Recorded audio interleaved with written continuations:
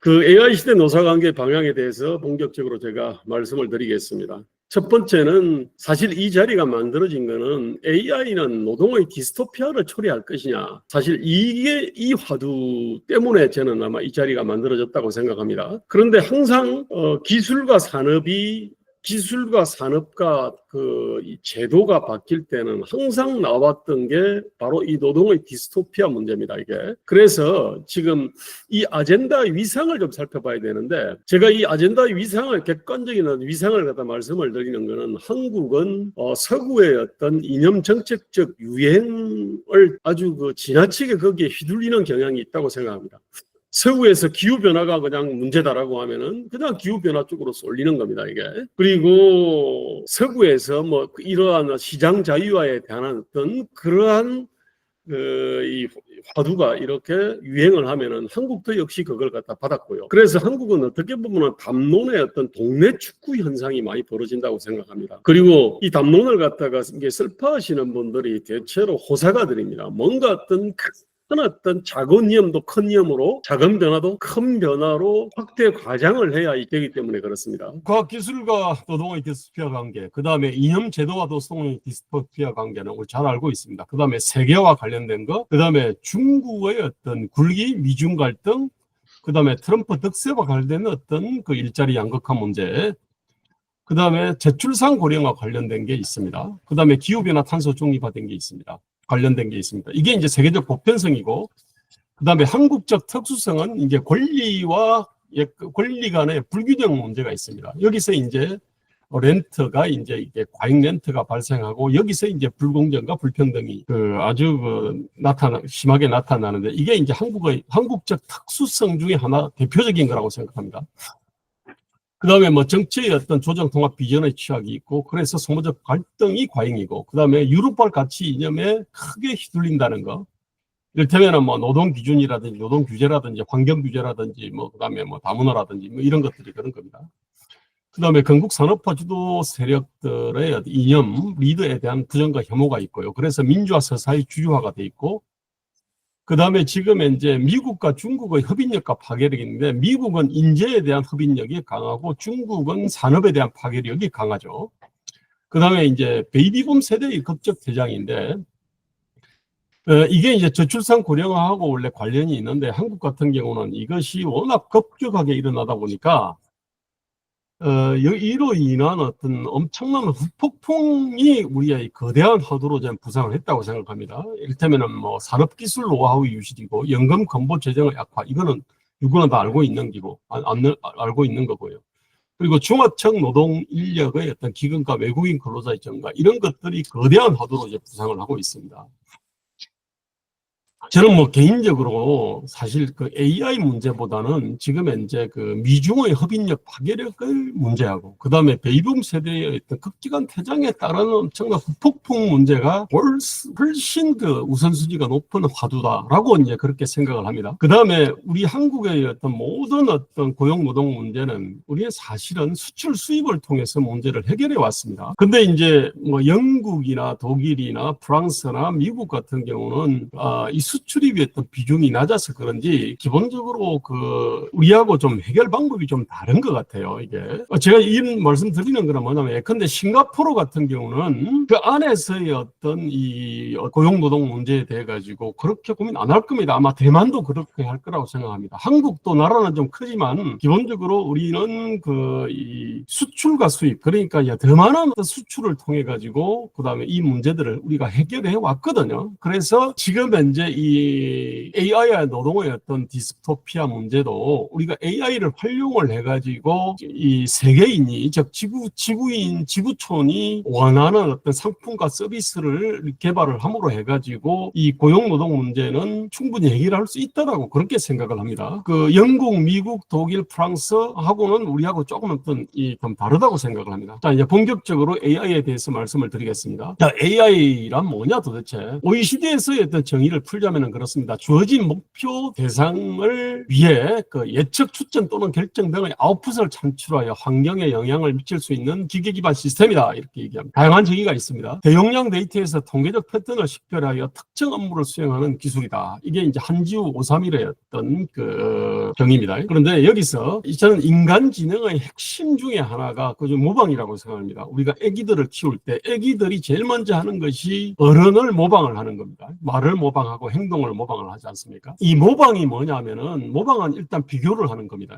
비교를 통해서 차이점하고 동일점을 찾고 그 다음에 어떤 그 언어나 행위의 순서를 찾고 짝을 찾고 그 다음에 외형과 패턴을 파악하고 구조를 파악을 하고 그렇게 해가지고 이제 어떤 그 이거를 확률 빈도에 입각하여 이걸 유추하는 겁니다. 따라서 학습할 데이터 원본이 적거나 잘못되면 모방 역시 엉뚱한 거로 잘못됩니다.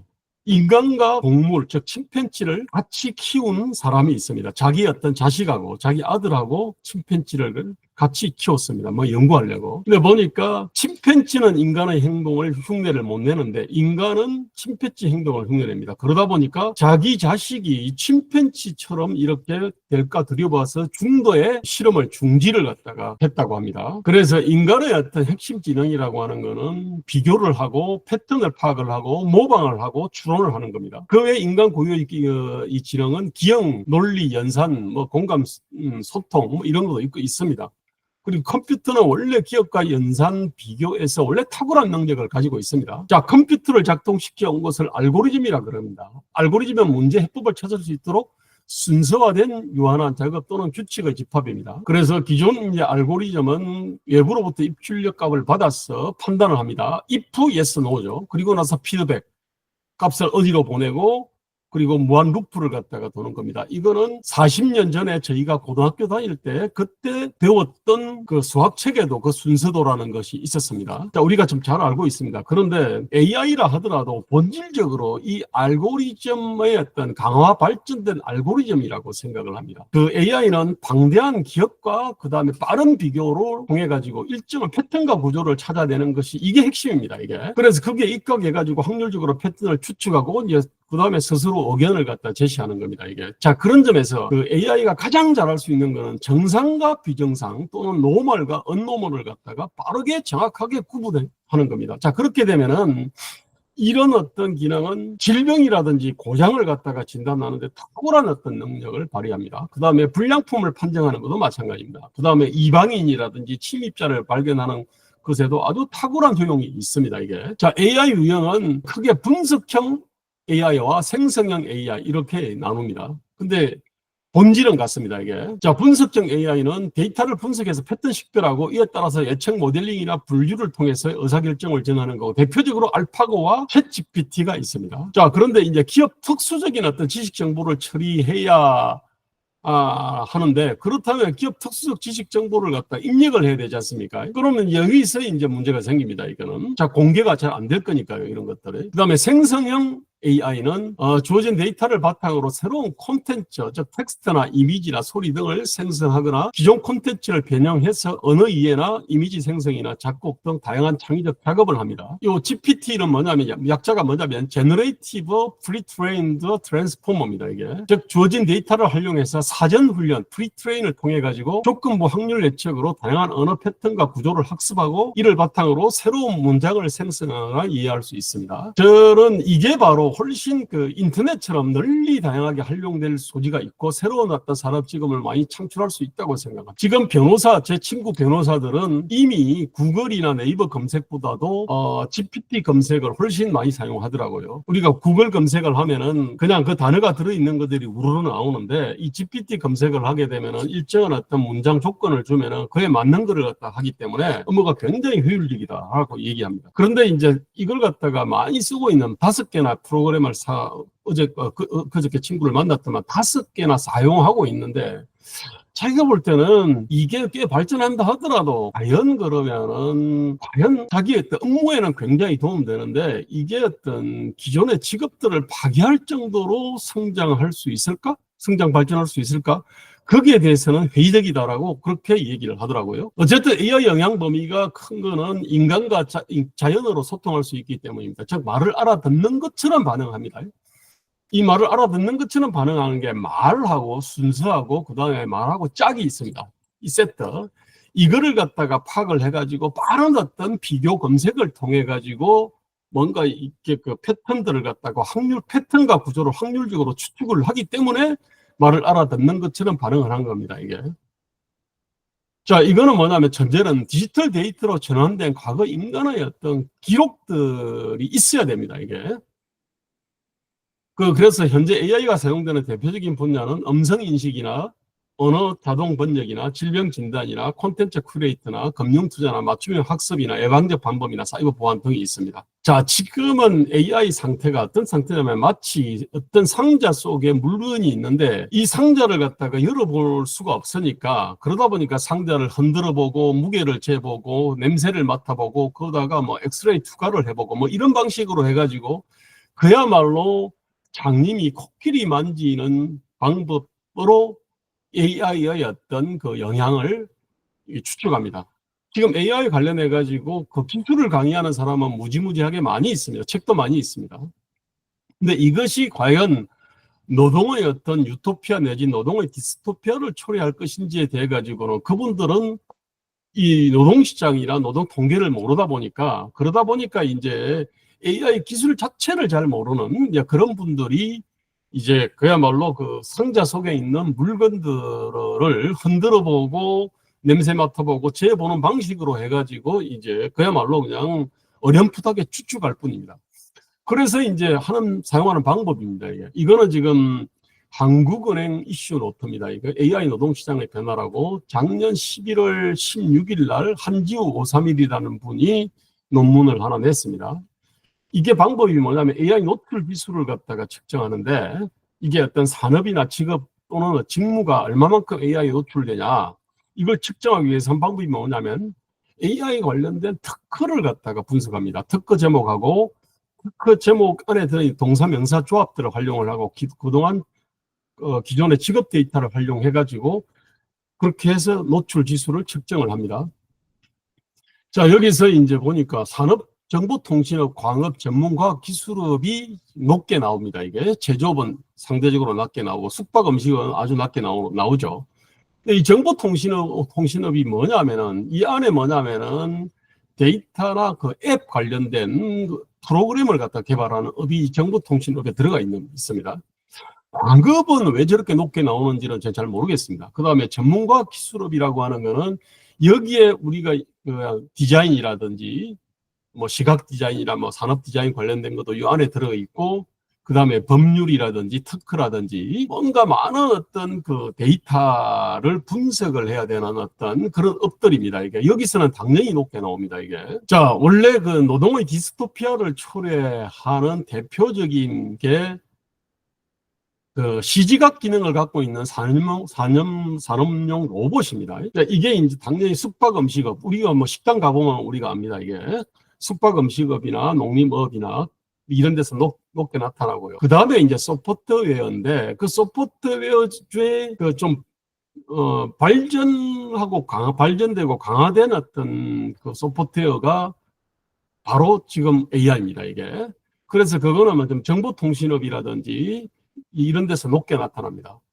당연히 학력 수준별로 이제 개별 기술 노출 지수를 보니까 AI 같은 경우는 대졸이나 대학원졸 쪽에 노출이 많이 나타난다는 거고 임금 수준도 역시 임금이 높은 쪽이 많이 나타난다. 지금 이렇게 보입니다. 자, 그래서 AI 노출 지수의 상위 및 하위 업종을 보니까 상위 직업은 화학공학 기술자, 발전장치 조작은 철도 및 전동차 기관사 이런 분들입니다.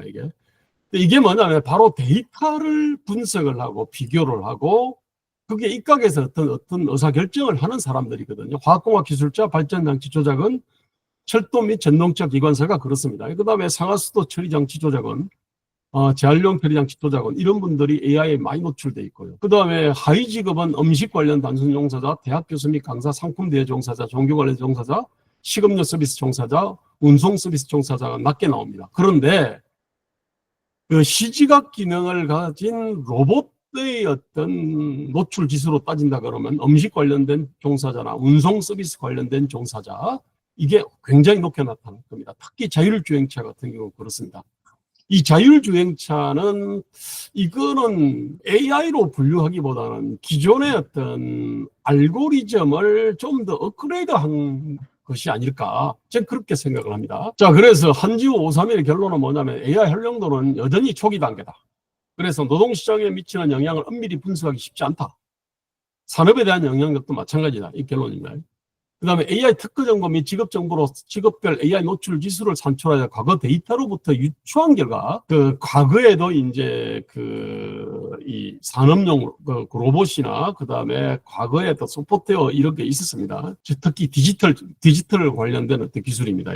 이걸로 유출을 했는데, 한국 취업자 중에서 약 341만 명 전체 취업자 수의 12%가 AI 기술에 의한 대체 가능성이 높다, 이렇게 분석했습니다. 이 기한이 연장 20년입니다. 이게 아득히 먼 미래예요. 그러면 대체 가능성만 이제 새로운 창출 가능성이 있고, 그 다음에 이게 확장, 이걸 갖다가 기존의 어떤 그 직무나 기술을 이 보강할 가능성도 아주 많이 있습니다. 이게 당연히 기존 기술과 달리 고소득 고학력 근로자가 AI에 더 많이 노출이 됩니다. 이거는 AI가 비반복적 인지적 어떤 분석 업무를 대체하는 경향이 크기 때문입니다. 이건 뭐 당연한 얘기입니다. 그리고 뭐 지난 20년간 산업용 로봇이나 소프트웨어 노출 지수가 높은 일자리를 보니 고용 비중하고 임금 상승률이 낮아진 결과로부터 유추하면은 AI 노출 지수가 10%입니다. 예컨대 노출 지수가 60에서 70%로, 70에서 80% 이런 식으로 10%일 상승할 때 20년간 해당 일자리 고용 비중은 7% 줄어들고 임금 상승률은 2% 낮아질 것으로 예상합니다. 그런데 20년 뒤에 대한 어떤 예측입니다. 이게 사실 그런 점에서 이게 과연 어떤 의미가 있는지 저는 의문입니다. 자, 그래서 또 다른 논문을 봅니다. 이게 올해 10월 말에 한 20일 전이네요. 그때 한국노동연구원에서 개원 36주년 기념 세미나를 했습니다. 그때도 이제 장지연 씨가 이제 AI의 어떤 영향력을 추측 계량하기 위한 시도를 했습니다. 역시도 장님 코끼리 만지는 방식입니다. 이때는 이제 AI 노출도 하고요, AI 도입률을 두 개 동시에 봤습니다. 노출도는 뭐 특허 정보 이런 걸 보는 거고, AI 도입률은 기업 설문조사 등으로 이걸 갖다가 판단을 했습니다. 근데 이 기업 단위로 따지게 되면요, 기업이 대기업 같은 경우는 거기에 수많은 어떤 직무와 기술이 있지 않습니까? 그러다 보니까 이제 대기업은 당연히 AI를 많이 도입한 것처럼 이렇게 보입니다. 그렇지만 그것이 노동의 파괴적 영향력을 좀 주지는 않습니다. 자, 여기서 AI 노출도를 갖다가 따졌는데, AI 노출도는 직업에 요구되는 능력과 AI 기술 특성의 연관 정도를 설문조사로 측정을 갖다가 했습니다. 그 다음에 GPT에 대한 어떤 노출도를 따로 봤습니다. 이게 직업의 어떤 태스크, 과업들이 GPT에 의해서 자동화될 수 있는 정도를 갖다가 파악을 했습니다. 그 다음에 이제 AI 어떤 컴플라이먼트인데, 이게 뭐 책임성, 중대성, 의사결정, 신체적 활동 등을 고려할 때 AI에게 모두 맡기기 어려운 정도인데, 즉 뭐냐면은 AI라고 하는 거는 기본적으로 비교지 않습니까? 그죠? 순서를 비교하고, 그 다음에 단어가 나오면은 단어 짝을 비교하고, 그래서 패턴과 구조를 확률적으로 추측합니다. 그렇기 때문에 이거를 가지고 참고는 할 수 있으나 이걸 가지고 의사결정을 할 수 없거든요. 그래서 이제 이거는 여기는 이제 마이너스 값입니다. 그 다음에 Socially Discounted AIOE인데, 이게 AI가 이제 사회적 숙련을 대체하기 어렵다는 점을 반영해서 AIOE에서 사회적 숙련 점수, 즉 이 점수가 높다면 AI 대체 가능성이 높다, 이렇게 이제 해석을 합니다. 그 다음에 이제 AI는 기본적으로 자동화라고 하는 거는 노동의 디스토피아 쪽으로 이제 영향을 주는 거고, 그 다음에 정강이 있습니다. 오그멘테이션. 이거는 노동을 갖다가 보완하고 강화를 갖다가 합니다. 그래서 이제 이걸 쭉 뜯어봤습니다. 그 다음에 AI에서 이 표준 표차 개념이 나오는데, 이거는 뭐냐면 어떤 직업은 직업 또는 직무는 AI를 크게 노출되어 있는 게 있고, 이게 아주 거의 노출이 안 돼 있으면 이게 표준 편차가 크게 나타나는 겁니다. 이거는. 그래서 이제 이걸 갖다가 네 부류로 이게 분류를 했는데, 높은 AI 노출도를 가지고 낮은 AI 표준 편차를 갖고 있는 데가 있습니다. 그러니까 뭐냐면 낮은 AI 표준 편차가 있다는 얘기는 그 직급 또는 직무는 그냥 대충 다 AI를 쓰고 있다는 얘기입니다, 이게. 그게 대표적인 게 보십시오. 오른쪽 하단 치하단에 보면은 텔레마케터, 그다음에 전산자료 입력원, 여행사무원, 단말기 판매원, 번역가, 통역가, 컴퓨터 강사, 직업 상담사, 비서 아나운서 및 리포터, 이런 분들이 상대적으로 이렇게 이 오토메이션, 즉 자동화될 어떤 가능성이 높다, 이렇게 나타났습니다. 근데 우리가 잘 알지만은 직업 담당사, 컴퓨터 강사, 직업 상담사, 비서, 이런 사람들이 단순히 데이터만 검색해서 비교해서 서비스하는 사람이 아닙니다. 이게 어떤 휴먼 어떤 터치들을 갖다가 하는 어떤 직업들입니다. 그렇기 때문에 이 역시도 이 자동화에 의해 가지고 직업 또는 직무가 사라질 가능성은 아주 먼 미래의 일입니다. 그리고 분명한 것은 지금은 굉장히 낮다, 이렇게 볼 수 있습니다. 자, 그래서 GPT 익스포저, GDP 노출 점수에다가 지역 고용 조사를 연계해 가지고 분석을 해보니까 전체 취업자 중에서 AI가 정각 또는 보완하는 잠재력을 가진 취업자는 15.9%고 자동화할 잠재력을 가지는 취업자는 9.8%입니다. 이건 노동의 디스토피아보다는 기존에 우리가 1차, 2차 산업, 3차 산업혁명의 사례로 봤을 때 새로운 어떤 직무들이 계속 만들어져 왔습니다. 이게 지금 현재로서는 그 전체를 밟을 가능성이 높다는 얘기입니다. 자, AI 도입 사업체를 쭉 뜯어봤습니다. 2021년, 22년, 23년 이렇게 쭉 뜯어봤습니다. 점점 이게 AI를 도입하는 사업체 숫자가 많아지는데, 저기 1000인 이상은 지금 현재 AI 도입 비율이 지금 현재 40% 이렇게 됩니다. 그 다음에 300인에서 1000인 사이에 그 다음이고요. 근데 이렇게 나타나는 거는 1000인 이상 대기업 같은 경우는 거기에 수많은 어떤 직무들과 기술이 있지 않습니까? 그 직무나 기술 중에 일부는 AI의 어떤 효용이 있으니까 이걸 갖다 도입을 하는 거 아니겠습니까? 그래서 이걸 보고서 야, 이거 대기업들이 AI에 가지고 이렇게 직무 대체될 어떤 가능성이 많다, 이렇게 해석하면은 이거는 완전히 말도 안 되는 어떤 해석입니다. 그리고 업종은 역시 정보통신하고 금융하고 전문 서비스 쪽이 이게 많이 나타납니다. 당연한 겁니다. 이게 AI의 어떤 기술의 특성이 그렇습니다. 자, 이 장지연의 결론입니다. 자, AI 노출도와 AI 도입률을 구분해야 된다. 당연합니다. AI 도입률이 높다 그래가지고 그 다음에 그 회사 또는 어떤 사업체가 AI 노출도가 높다, 이렇게 볼 수가 없습니다. 그 다음에 AI 노출도인데 이 역시도 우리가 상식적으로 알고 있는 겁니다. 과거 기술 발전과 달리 일상적 인지적 승진을 대체할 가능성이 높으면 임금 수준 높은 일자리가 노출도가 높은 경향이 있다. 그렇습니다. 당연한 얘기입니다. 그리고 우리나라는 AI로 인한 업무 정강, 즉 업무 보완, 업무의 어떤 활용, 이런 업무 정강과 대체 가능성이 모두 높은 편입니다. 지금 대표적으로 변호사 업무와 관련해서 흉흉한 괴담이 있었는데, 그 변호사들 같은 경우는 지금 GPT 잘 쓰고 있습니다.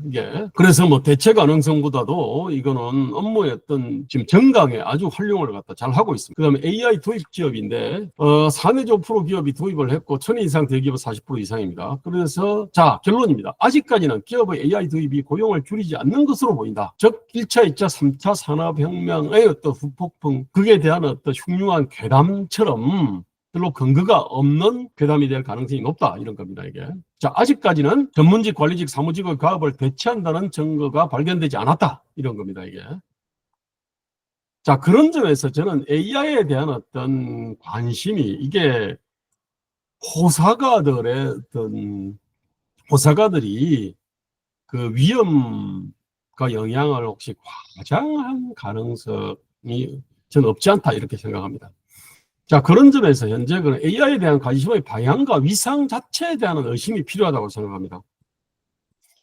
자, 우리가 이제 기존에 AI에 대한 관심이 쏠리면은요, 그 관심도 유한한 자원인데, 기존에 우리가 갖고 있는 아주 치명적 문제들에 대한 관심이 덮일 가능성이 있습니다. 대표적으로 우리가 이 인구 구조 있지 않습니까? 근데 이 인구 구조는 사실 이게 이제 지방으로 만약에 이걸 대입하면 지방은 훨씬 심하게 나타납니다. 농어촌으로 하면 더 심하게 나타납니다. 그 다음에 대학가 지금 유초등 교육들은 이미 이게 나타나고 있고요. 근데 문제는 이것이 여기만 나타나는 게 아니고 산업인재 쪽은 훨씬 심하게 나타납니다. 이전에 비해 가지고 산업인재가 우리 이 제조업이나 수출 산업 쪽으로 오는 어떤 이 비율이 월등히 줄었습니다.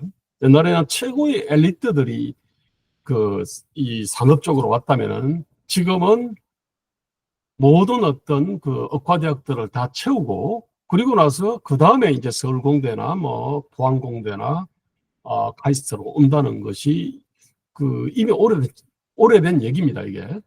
그 다음에 지금 또 옛날에는 미국에 유학을 가서 MIT나 뭐 스탠포드나 이런 데를 나와가지고 애국적 일념으로 한국에 사실 들어온 사람도 많습니다. 근데 지금은 오히려 반대로 그 산업 인재들이 유출이 됩니다. 그런 점에서 이게 어떤 산업 발전 산업 발전이 일종의 어떤 드릴이라 그러면 맨 앞에 그 차감기에 해당되는 다이아몬드, 이게 이전에 비해 가지고 훨씬 퍼석퍼석한 상태입니다, 이게. 뿐만 아니라 지금 현재 직업윤리나 어떤 근로윤리, 그 다음에 기업가 정신, 이런 것도 이전에 비해 가지고 아주 훨씬 지금 약화되어 있습니다. 뿐만 아니라 어떤 교인하고 신자하고 종교심도 월등히 지금 약화되어 있고요. 시민적 덕성 역시 축소 퇴락을 하고 있습니다. 이 문제들이 심각성과 시급성에 비해 가지고 저는 합당한 정치사회적 관심을 할당받고 있느냐, 저는 의문입니다. 반면에 지금 AI는 그 어떤 심각성, 시급성에 비해 가지고 아주 과도한 어떤 관심을 할당받고 있습니다. 역시 탄소 중립이나 기후변화 역시도 과도한 어떤 관심을 받고 있다. 그렇게 생각을 합니다. 자, 우리 오래된 고용 현안들이 있습니다. 이른바 양극화입니다, 이게. 평균소득 상위 3개 산업. 이게 금융보험업, 전기가스 공급업, 이거 일종의 지대 산업입니다. 이게 지대 추구 산업인데, 어쨌든 이것이 항상 높았습니다. 2021년과 22년은 높은 게 아니고 항상 높았고요. 그 다음에 숙박 음식 작업하고 협회 단체 및 개인 서비스 항상 낮았습니다. 이게. 그 다음에 기업 규모별로 보면 대기업 평균이 591만 원이고 중소기업 286만 원이고 이런 어떤 상태도 아주 오래된 겁니다. 이게 소득 구간별로 봐도 150에서 250만 원이 24.1%입니다. 이게 250에서 350만 원 미만 18.8%입니다. 이거. 이 상태 아주 오래됐습니다. 그 다음에 노조에 의한 왜곡. 민주노총의 평균 조합원 수가 한 5천 명 되고 한국노총 한 500명 정도 수준밖에 안 됩니다. 그 다음에 기업 규모별로 봐도 아주 노조는 대기업의 어떤 전유물로 되어 있습니다. 노조가 정말로 더 필요한 30명 미만 또는 어떤 30에서 99명 중소기업은 노조 조직률이 이게 1.3%밖에 안 됩니다. 그 다음에 공공 부분의 조직률이 70% 이렇게 됩니다. 이게 민간 부분은 한 10% 남짓 10% 수준밖에 안 됩니다. 이거 그냥 계속 있던 문제입니다. 민주노총의 주력들은 대부분은 거의 어떤 이 독과점 산업들입니다. 이게 적어도 국내적으로는 독과점입니다. 이게 아니면은 공공 부분이거나. 그리고 자동차 오사와 주요 경쟁사 임금을 봐도 우리 1인당 GDP 대비해서 한국 자동차 오사가 1인당 GDP 대비 2.85배인데 일본 도요타 2.04배고 독일 폭스바겐 1.74배입니다. 이게. 그래서 결국은 이 노조가 기업 잉여의 상당 부분을 빨아가다 보니까 그러면은 이것이 협력업체 쪽으로 갈 어떤 잉여를 빨아들이고 그 다음에 미래를 위한 투자 어떤 여력을 빨아들입니다. 이게.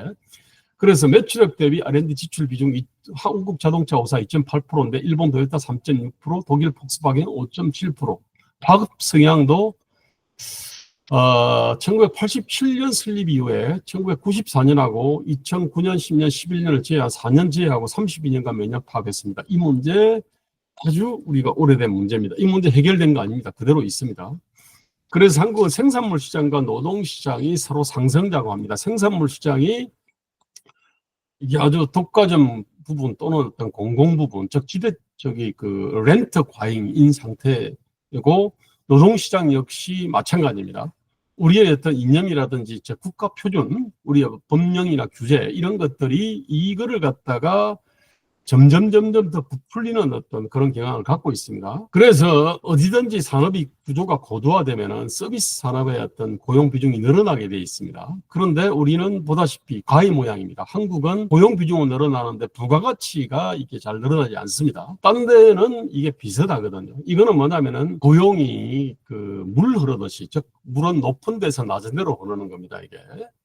근데 그런 식으로 흘러가는데 한국을 제외한 모든 나라가 그렇습니다. 그런데 한국 같은 경우는 이게 제대로 흘러가지 않다 보니까 고용 비중은 늘어나는데 부가가치가 안 늘어나니까 그만큼 저임금이 이게 그 유지가 되는 겁니다.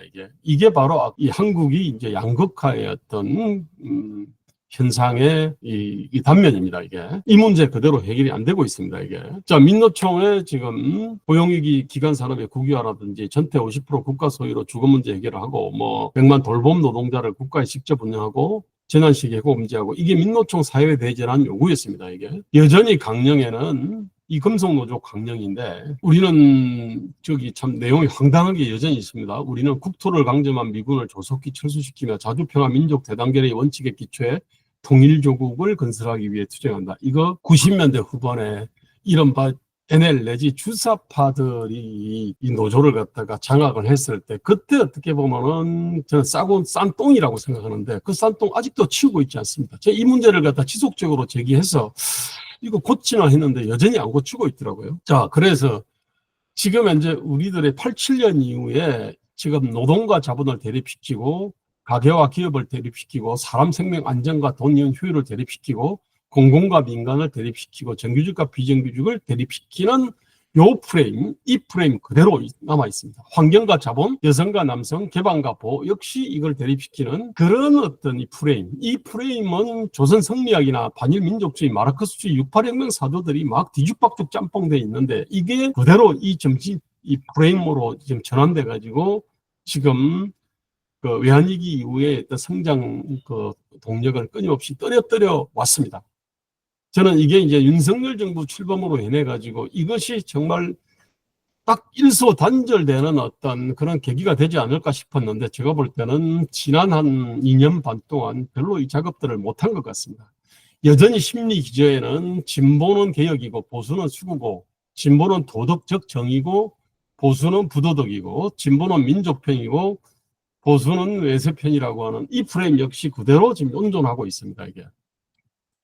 이게 뭐냐면 지난 윤석열 대통령의 공약집인데 그 노동 관련된 거는 좋은 일자리, 그다음에 공정사회, 노동개혁 여기에 다 들어가 있었습니다.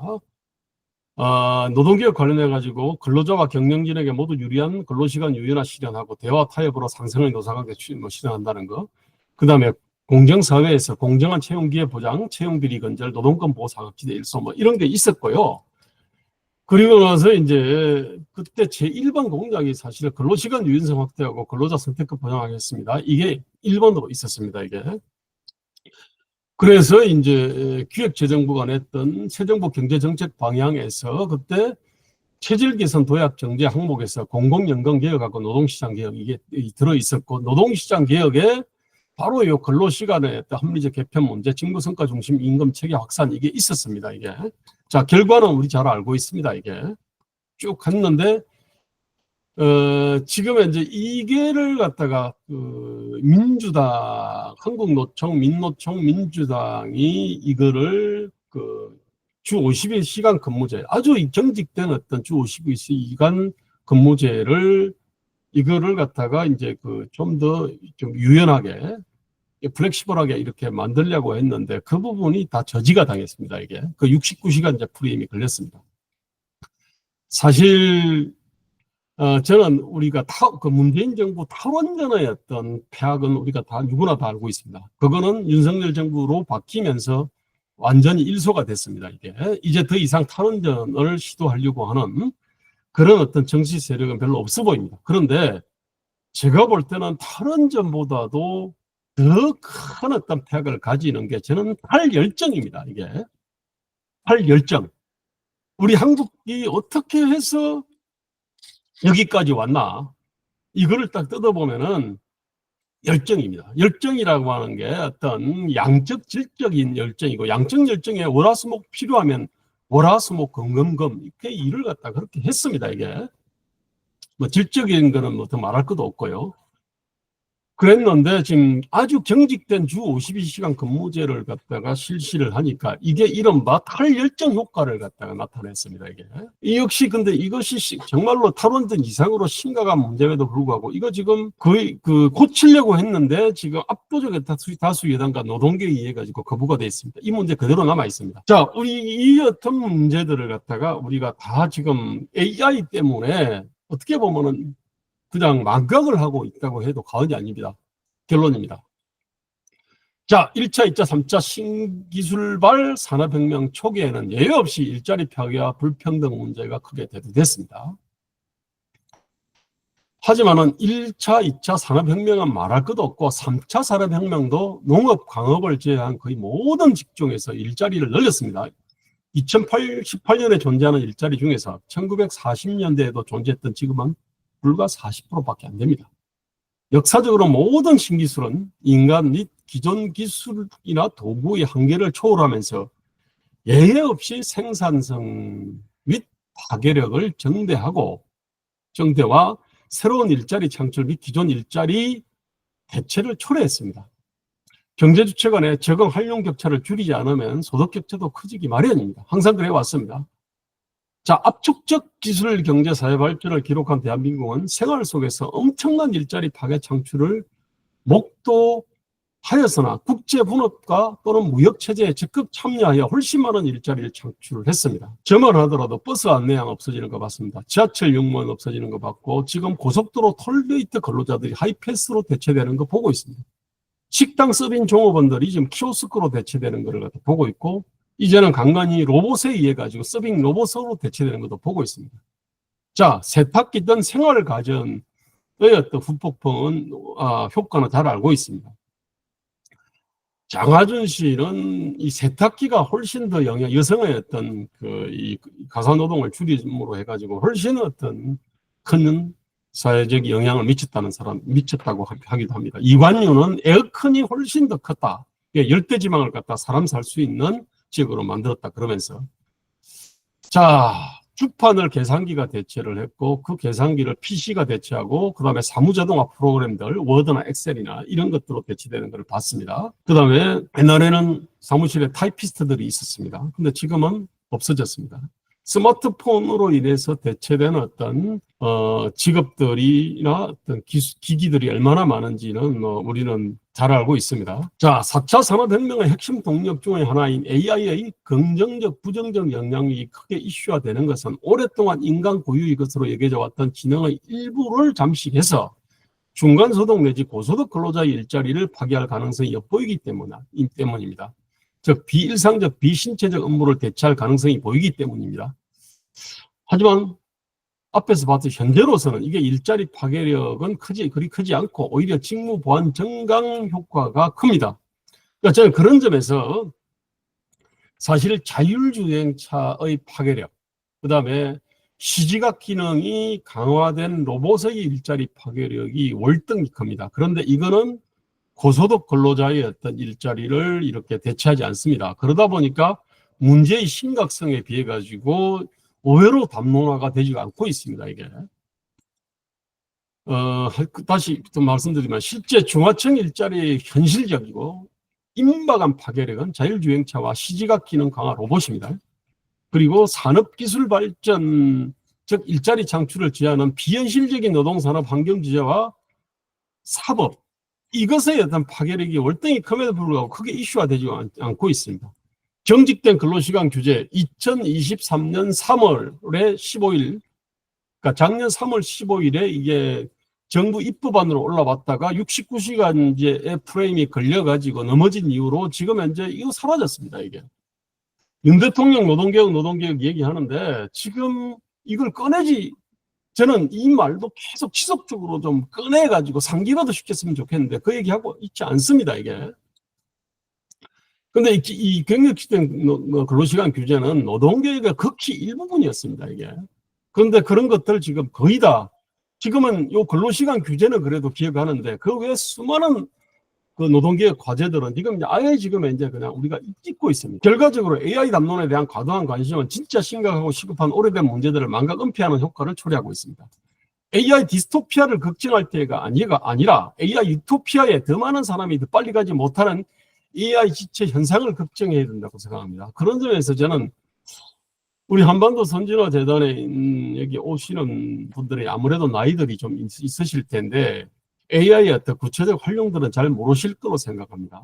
그러니까 그런 점에서 AI가 구체적으로 지금 현재 산업이나 그 직업 직무에서 어떻게 활용되는지 그거를 갖다가 좀 이미 활용하고 있는 사람들, 그런 사람들을 갖다가 불러가지고 잠깐의 어떤 이 브리핑을 갖다 받으면 실제로 어떤 사용하는 모습들을 갖다 보면서 그러면은 우리가 AI의 어떤 이 업무 정강 효과하고 그 다음에 대체 효과를 좀 더 구체적으로 파악할 수 있지 않을까라고 생각합니다. 저는 어떤 AI와 노동시장 변화를 넘어가지고 우리 한국이 지금 이제 그동안 지난 한 20년, 30년 전부터 우리가 앓고 있는 고용노동의 어떤 고질병 문제를 이렇게 상기하고 지속하는 역할들을 계속해야 되지 않을까 이렇게 생각합니다. 오늘 강의는 일단 여기서 마치고 질의응답 하겠습니다.